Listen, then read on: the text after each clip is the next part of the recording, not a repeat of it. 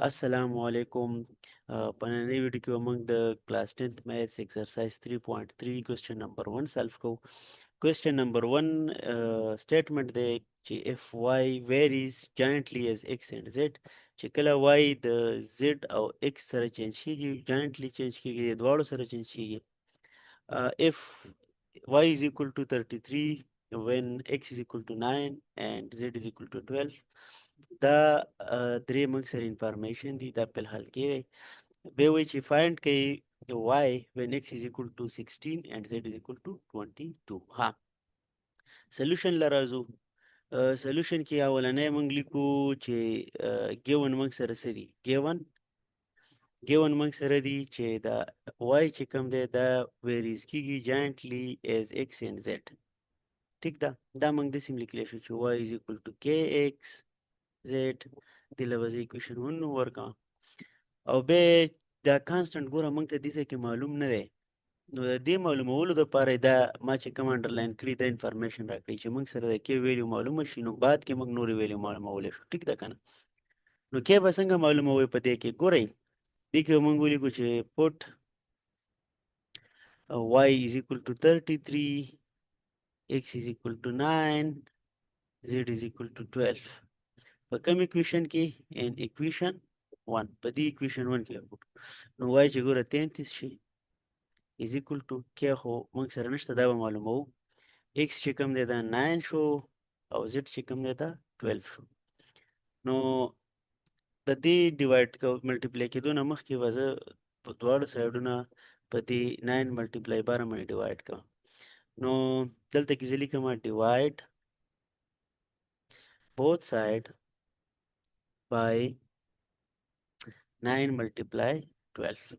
نو دا به موږ سره د شره چې 33 divided by 9 multiply 12 is equal to k or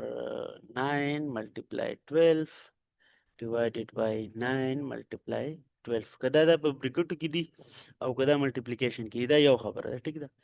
نو دې ځای نه به دا دواړه خو ختم شي وړه وبشي او دلته کې ګوره دا زه په 3 ډیوایډ کولی شم په 3 چې ډیوایډ کړم 11 3 33 او دا چې زه په 3 ډیوایډ کړم نو 4 3 12 نو دا به موږ سره راشي چې 11 divided by 9 multiply 4 is equal to k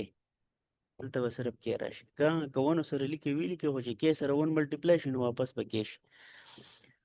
او دا به شي 36 9 چارې 36 نو k به موږ سره څه راشي ګوره 11 خو بره ده او 9 چارې 36 36 شو دا ویلیو د کې دا به موږ په اکویشن 1 کې پټ کو پټ ان اکویشن 1 نو اکویشن 1 زه دلته لیکم سپیس کم دی تاسو به د دې نه لاندې کنټینیو کوئ ټیک ده نو اکویشن 1 به موږ سره داسې راشي چې y is equal to k په ځای به زه لیکم 11 ډیوایډ بای 36 x z دې له زه بل اکویشن نوم ورکوم اکویشن a اکویشن a ښه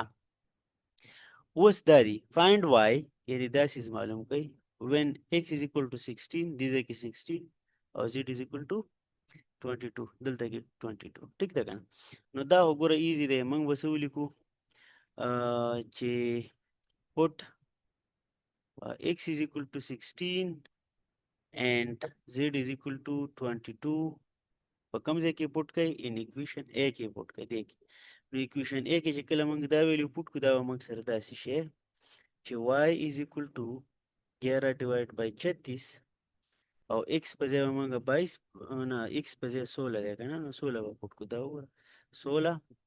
او z په ځای دی 22 ټیک شو جی 9 4 36 4 4 16 نو دا وشو اوس دا کیلکولیشن لږ سخت دی او دلته چې ظرف باندې کوم ټیم غواړي دې دپاره که تاسو سره ایگزام کې ټف کیلکولیشن راځي نو تاسو کیلکولیټر سمپل کیلکولیټر الاو وي تاسو به هغه یوز کوئ زه دلته کې اوس هغه یوز کوم हाँ जी دلته کې څه دي ګوره 11 ملټیپلای 4 ملټیپلای 22 نو 11 ملټیپلای 4 ملټیپلای 22 دینه موږ سره راشي 3 6 نه 6 9 6 8 9 6 8 divided by به زه کلکولیټر راړوم او به زه دا یې کلکولیټر نه بیان ځکه چې دا خو صرف نو دی. اجي نو دا موږ سره د وای ویلیو راووته.